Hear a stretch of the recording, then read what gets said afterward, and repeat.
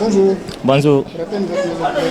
Je suis Mamadou Lamarana Diallo, connu sous le nom sur les réseaux sociaux Lama Bank, avec K à la fin. L'ouvrage s'appelle Les inquiétudes d'un migrant sur les enjeux de l'éducation guinéenne.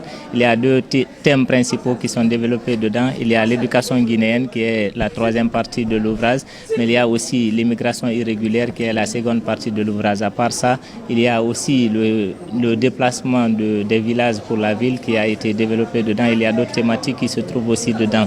Le constat est parti du système éducatif guinéen. Aujourd'hui, quand on observe le système éducatif guinéen, on est touché, qu'on soit parent, qu'on soit élève, qu'on soit enseignant ou qu'on soit acteur éducatif ou de l'État, on est pratiquement touché quand on voit le système éducatif guinéen.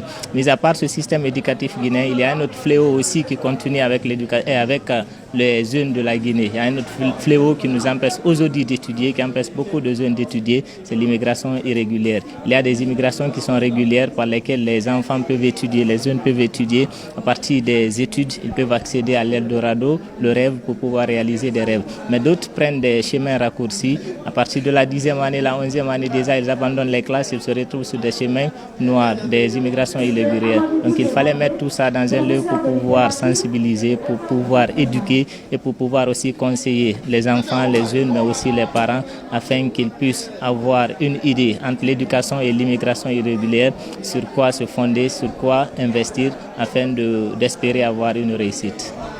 Ce livre comporte combien de pages et est édité par quelle maison? Le livre est édité par la maison d'édition Les Plumes Inspirées qui se trouve juste après Gamal. Après Gamal, ça se trouve là à gauche en partant vers la ville. Il a 159 pages et il est disponible aussi en ligne. À partir de YouScribe, on peut l'avoir aussi en ligne. Le coût, c'est à 150 000 francs. Donc pour ceux-là que vous allez inviter à lire, qu'est-ce qu'ils vont découvrir à ramasser?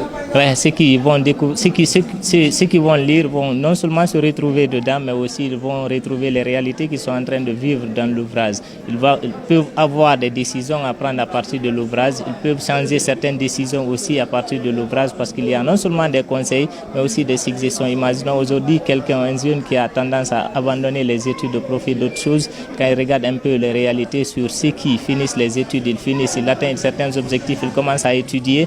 Il se demande pourquoi ceci-là étudie, il va continuer ses études. Donc il y a ces exemples comme ça dans l'ouvrage qui permettent à chacun de savoir que si tu es aujourd'hui footballeur, tu es aujourd'hui mécanicien, tu es aujourd'hui menuisier, tu es aujourd'hui maçon, ce qui peut t'arranger, c'est de lier ça à une formation académique puis une formation professionnelle avant d'aller à la formation pratique. Parce que le raccourci, ça ne mène pas au succès, ça mène à l'échec.